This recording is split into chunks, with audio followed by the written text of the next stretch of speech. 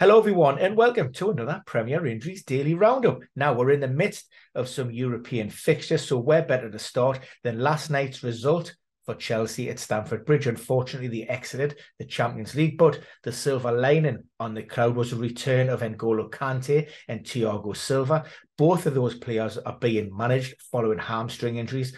N'Golo Kante even more so, considering it was quite a lengthy spell in the treatment room, while Thiago Silva spent around about 7 weeks there. Both players were rested last weekend. We also seen Kai Havertz back in the matchday squad following a knee problem. Now, we know that Chelsea don't feature in game week 32, but because of that, both of those players should be in contention for that midweek home game against Brentford in game week 33. So keep your eyes open. Wednesday night, Champions League, Manchester City, they travelled to Munich to face Bayern. And we've seen Phil Foden back on the training pitches on Tuesday. Now, that was his first session back, but he is part of the travelling squad and he will be included in the matchday squad.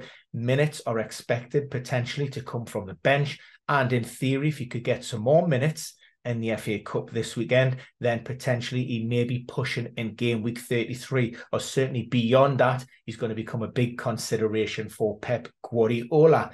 For Leeds, we've seen Monday night a drubbing at home to Liverpool, things not going as planned for Javier Gracia. Patrick Bamford was absent from the matchday squad. That was a calf injury that he picked up the week prior against Crystal Palace, and he's still 50-50 to start or be included this weekend. Rodrigo deputised in his absence, a leading scorer, is just getting back up to speed following his own lengthy absence. We also could see Max Wöber back in the starting lineup this weekend.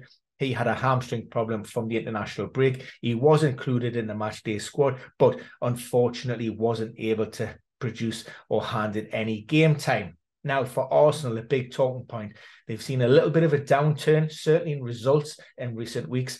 Both games 2-0 up and blew those Leeds to share the points with West Ham and Liverpool. So a lot of people asking about the fitness of William Saliba. Well, certainly Friday looks to be coming too soon against Southampton, but do the Gunners really need Saliba back for that one? Probably not. They will be focusing their attention on Man City, which is the big crunch, of what could be the crunch title deciding game. Now, as it currently stands, he's rated as 50-50, but given the gravity of the fixture and given what's waiting on that game, then they may make a lot and may look to take some risks, and William Saliba could be prepared to put his body on the line. Another absentee from last weekend at West Ham was Zinchenko. That was a muscle-related issue, more of a precautionary measure, so I wouldn't be surprised if he returned to the matchday squad on Friday night. Kieran Tierney deputised for him last time out. For West Ham, their opponents on the day, they had two players missing from the squad, Naif Ogerd and also Angelo Ogbonna. Ogerd in particular should be okay for their Conference League game on Thursday. He picked up a foot problem, and Ogbonna has also been spotted on the training pitches. That was a back injury. Gianluca Scamacca underwent knee surgery last Saturday. Unfortunately, that's going to end his campaign. For Manchester United, they play the second leg of their Europa League tie on Thursday evening against Seville. That's a 2-2 draw, so that tie is balanced on a knife edge. Thankfully, there's been a major boost with players returning from the treatment room and spotted on the training pitches ahead of the game.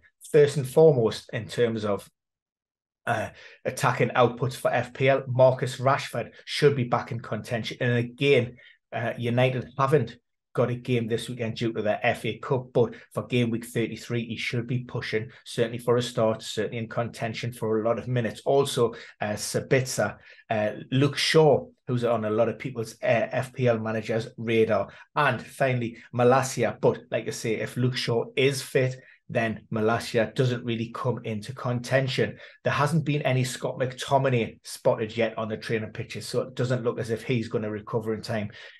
Erik ten Hag did mention the fact that he had been out on the training pitches ahead of game week 31, but may have suffered a little bit of reaction or a setback. Maybe Erik ten Hag can shed some light on Wednesday. I think his press conference is around 6:45. Lisandro Martinez has underwent successful foot surgery after assessments confirmed that he fractured the 5th metatarsal.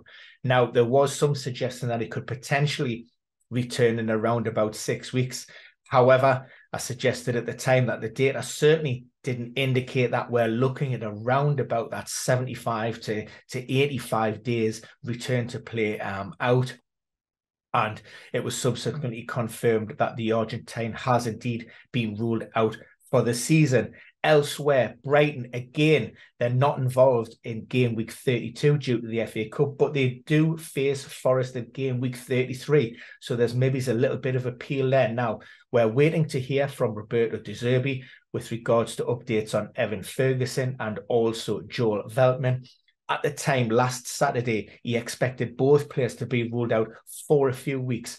Veltman was hamstring, that fits, and also Evan Ferguson, that was ankle after following an awkward landing. That does open up the possibility of maybe Danny Welbeck as a differential option in your team. His last 4 games for Brighton, scored, of course, against Chelsea, had a goal disallowed against Tottenham, and he also scored against Brentford. So, like I say, lowly owned and very cheap, and guaranteed to start if Evan Ferguson is ruled out. For Everton, the Toffees need a win and the return potentially of Dominic Calvert-Lewin this weekend.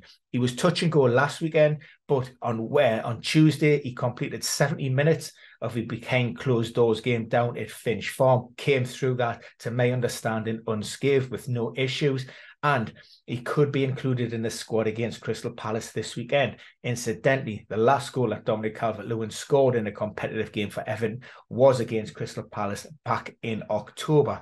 And finally, just in case you missed it, Harrison Ashby, he made his return for Newcastle. It's a first appearance since joining the club in January, suffered a hamstring injury in training, but he was involved for the under-21s against Norwich on Monday, and he managed to score.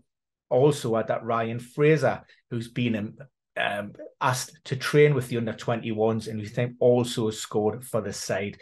So that's it for your Premier Injuries Roundup for now. Of course, we'll be back on Friday around about 2:15 with the effervescent Mr. McKenna providing all of the stats and data insights. So please join us then. But if you have any questions beforehand, you can always reach out to myself or Jason through Twitter, or you can check out the premierinjuries.com injury table.